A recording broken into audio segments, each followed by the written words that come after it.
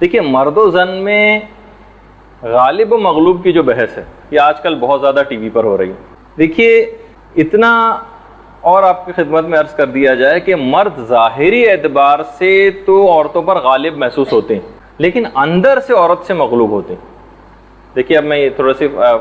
فلسفیانہ اور ایک نفسیاتی بحث کے اندر جا رہا ہوں۔ جیسے عناصر اربع آگ، پانی، مٹی اور ہوا جو ہوتی ہے، اس کے اندر بظاہر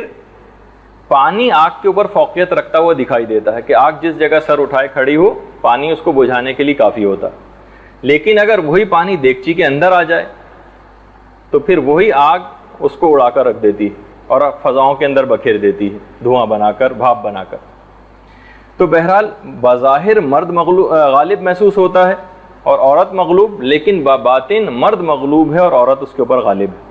اچھا آپ نے دیکھا ہوگا کہ بہت سارے عقل مند حضرات جو ہوتے ہیں خاص طور پر وہ خواتین سے مغلوب ہوتے ہیں، بظاہر آپ کو نظر آتا ہے کہ وہ زیادہ عورتوں کی بات مانتے ہیں، تو اس کی وجہ یہ نہیں ہوتی کہ عورتوں نے ان کو دبا لیا، بلکہ ان کی وجہ عقل مند مردوں کی یہ ہوتی ہے کہ وہ لطیف جذبات رکھتے ہیں، وہ احسان فراموش نہیں ہوتے، وہ عورت کو ماں، بیٹی، بہن اور بیوی کے روپ میں بے انتہا خدمت کرتے ہوئے دیکھ چکے ہیں۔ تو اتنی ایسی محبت اور خدمت کے سامنے کسی مردانہ غلبے کا اظہار کرنا اور اکڑنا کسی عاقل کا شیوا نہیں بلکہ جاہل مردوں کا کام ہے۔ یہ اصل میں زن مریدی نہیں ہوتی بلکہ عورت کی نسائیت کا ایک احترام ہوتا۔ مہذب مرد اس دیگچی میں پانی کی طرح سے ہوتا ہے کہ جو آگ کو بجھاتا نہیں۔ دیکھیے آپ بہت زیادہ ایسی، میں نے اس وجہ سے کہا کہ بہت زیادہ روایتوں کے اندر بھی آپ اس کا پڑھتی ہیں جس میں عورتوں کی مذمت بیان کی گئی ہے، زبان کے حوالے سے بھی عورتیں ایک اس کے اندر آ گئی ہیں کہ ہماری مذمت بہت زیادہ ہوتی۔ تو دیکھیے آپ اپنی اس کے لحاظ سے بھی سن لیں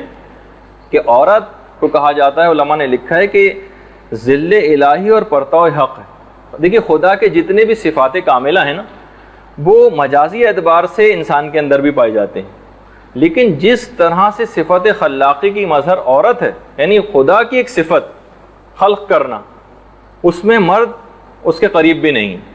جتنا عورت کے اندر یہ چیز پائی جاتی۔ تمام انسان عورت کے بطن سے وجود میں آئے ہیں، یعنی مجازی اعتبار سے عورت کو خالق کہا جائے گا۔ عورت ایک اعتبار سے مخلوق ہے، ایک اعتبار سے خالق ہے۔ مردوں نے دنیا میں جتنے بھی بڑے بڑے کام کیے ہیں ان سب کے اندر عورت شریک رہی،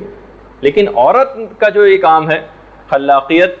کے اندر مجازی اعتبار سے شریک ہونا، اس میں کوئی مرد اس کی برابری نہیں کر سکا۔ تو اس لحاظ سے عورت کے اندر ہی صفت ربوبیت پائی جاتی۔ دیکھیے ایک اور بھی مسئلہ یہ ہے کہ ہم آپس میں اس سب بحثوں کو چھوڑ دینا چاہیے۔ مومن اور مومنہ کی شان یہ ہے، جو کہ علامہ اقبال بھی کہا کرتے تھے نا کہ کافر کی یہ پہچان کہ آفاق میں گم ہے، مومن کی یہ پہچان کہ گم اس میں ہے آفاق۔ علامہ اقبال کا شعر ہے، آپ تصور نہیں کر سکتی کہ دیکھیں جس طریقے سے کوئی شادی کی تقریب میں دولہا اور دلہن لوگوں کی توجہ کا مرکز ہوتے ہیں، کائنات کا ذرہ ذرہ مومن کی طرف متوجہ ہے، مومن اور مومنہ کی طرف ذرہ ذرہ جس جگہ سے آپ گزرتی ہیں نا، دیکھیے ایک تو کوئی بھی جگہ ایسی نہیں کہ جہاں پر فرشتے نہ پائے جائیں، نہ زمین کے اندر نہ آسمان کے اندر، جہاں سے آپ گزرتی ہیں وہاں پر فرشتے آپ کے احترام میں کھڑے ہو جاتے ہیں اور آپ کو سلام عرض کرتے ہیں اور آپ کو پتہ بھی نہیں چلتا،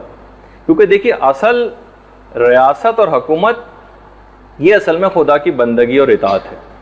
اور اس لحاظ سے بندہ مومن زمین کے اوپر ایک بادشاہ کی سی حیثیت رکھتا، چاہے مرد ہو یا عورت، جو بھی خدا کی اطاعت کرے گا وہی خدا کے نزدیک برگزیدہ ہوگا۔ اس کے اندر آپس میں غالب اور مغلوب کی کوئی بحث نہیں کرنی چاہیے۔ آپ نے دیکھا کہ کتنی ساری چیزوں سے ہم نے یہ بات ثابت کی کہ بہت سی تو عورت مجازی اعتبار سے خدا کی صفات کے اندر شریک ہے۔ خیر،